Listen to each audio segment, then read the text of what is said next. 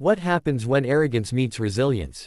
When a wealthy CEO mocks a humble mechanic, thinking he could never rise to her challenge, only to be proven wrong in the most life-changing way. Stay with me till the end, because this story will remind you never to underestimate anyone.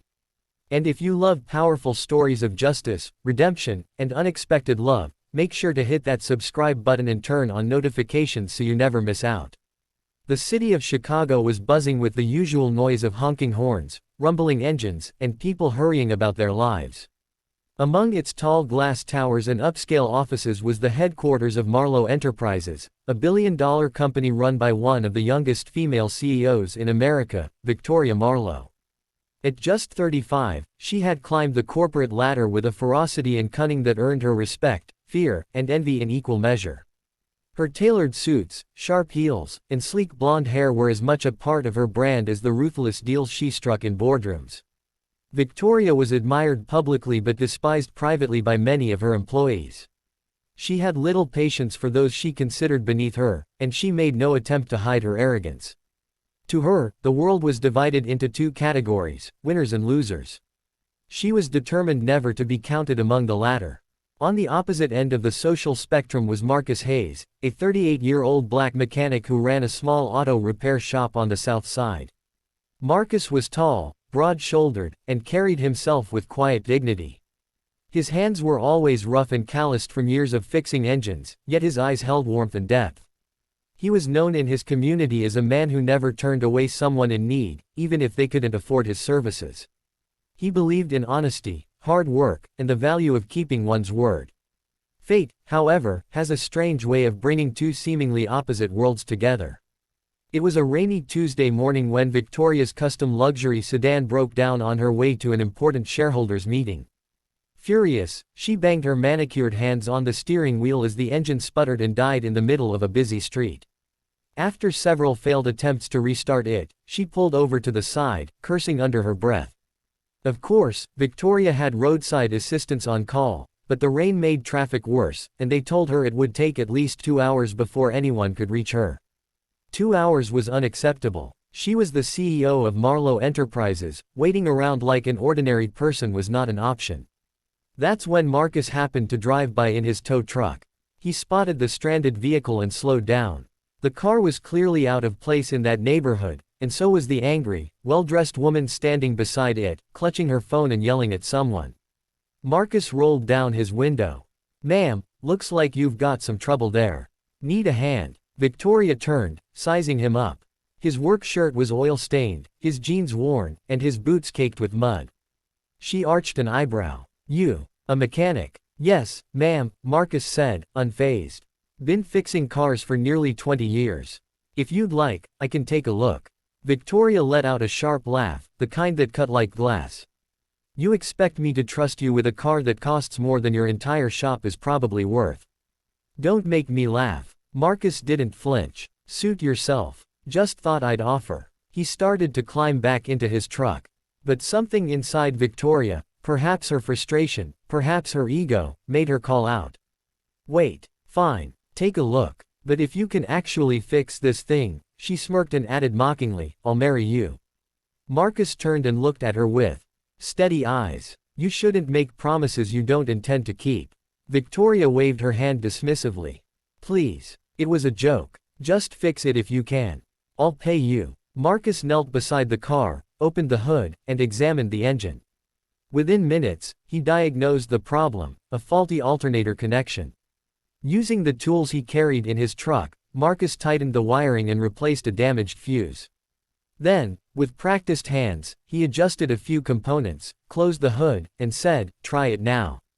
Victoria rolled her eyes but slid into the driver's seat. She turned the key, and to her surprise, the engine roared to life smoothly.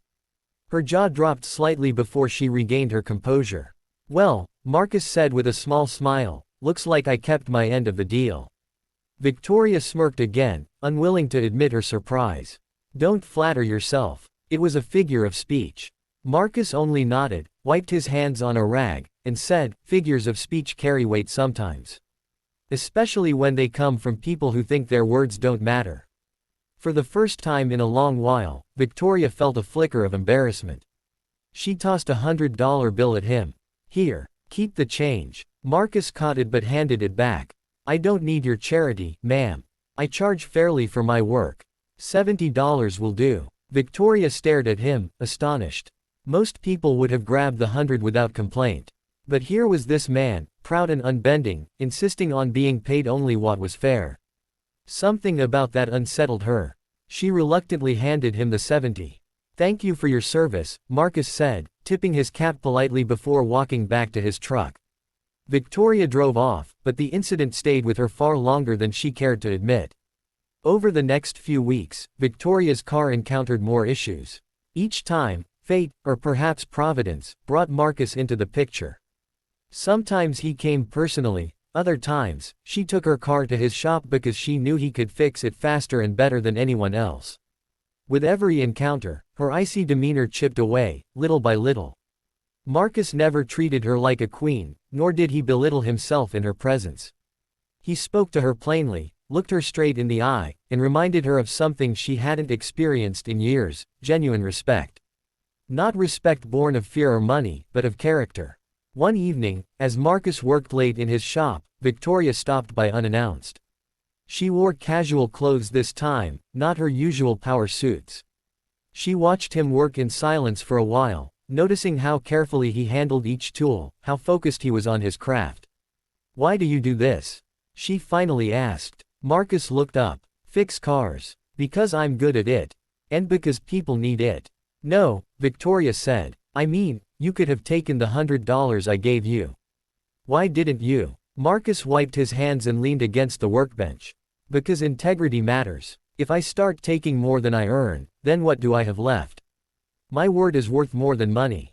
That answer struck her harder than any boardroom negotiation ever had. In her world, people lied, cheated, and manipulated every day for profit. Yet here was a man who stood firm in his principles. Their conversations grew longer. Victoria found herself drawn to the shop more often, sometimes under the excuse of car trouble, sometimes just to talk. Marcus never pressed, never flirted, but his calm strength made her curious. Slowly, the walls she had built around herself began to crumble. She learned that Marcus was a widower. His wife had died years earlier, leaving him to raise their young daughter, Naomi, who was now 10. Naomi often hung around the shop, helping her father and laughing with customers. When Victoria met Naomi, something inside her softened even more. The little girl's smile was radiant, her energy infectious. She adored her father, and it was clear Marcus adored her back. Victoria, who had always believed love was a distraction from ambition, suddenly found herself questioning her beliefs. But her world and Marcus's world were still galaxies apart. Her friends scoffed when they saw her speaking kindly of a mechanic. One evening at a high-profile gala, one of her fellow executives sneered, "So, Victoria, I hear you've been slumming it with a grease monkey. Tell me, is he teaching you how to change tires?" The laughter that followed stung more than Victoria wanted to admit. She lashed out defensively. "It's nothing like that. Just business." But when she saw Marcus later that week, his steady eyes seemed to see through her denial. "You don't have to be ashamed of who you keep company with," he said quietly. "I'm not ashamed," she argued. "Then why do you hide it?" His words pierced her deeper than she expected. That night, Victoria couldn't sleep. She replayed every moment in her mind, the way Marcus never judged her, the way Naomi's innocent laughter warmed her heart, the way Marcus's principles made her reflect on her own hollow victories.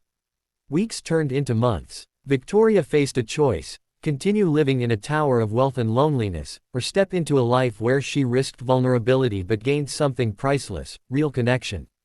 One crisp autumn evening, Victoria showed up at Marcus's shop again. But this time, she wasn't there for car trouble. She looked him straight in the eye and said softly, "Do you remember what I said the day we met? That if you fixed my car, I'd marry you." Marcus chuckled. "I remember. And I remember you said it was a joke." Victoria swallowed hard. "It doesn't feel like a joke anymore." Marcus's expression softened. "Are you sure about that, Victoria? Because marriage isn't about power or money. It's about trust, respect, and love." For the first time in years, tears welled in Victoria's eyes. "I've spent my whole life chasing power, but it's empty. You and Naomi, you've shown me what matters. I don't want to keep living in a world where everything is about winning and losing. I want something real. Silence hung in the air before Marcus finally spoke. Then let's take it one step at a time.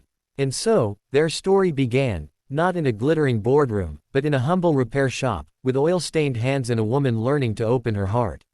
Victoria's transformation shocked many. Some mocked her, some admired her, but she no longer cared what the world thought. For the first time, she had found something worth more than money, status, or reputation. She had found love, and in the most unexpected place. This story is proof that words have weight, that promises matter, and that true love often comes from the places we least expect. Never judge a person by their appearance or profession, because dignity, strength, and honor cannot be bought.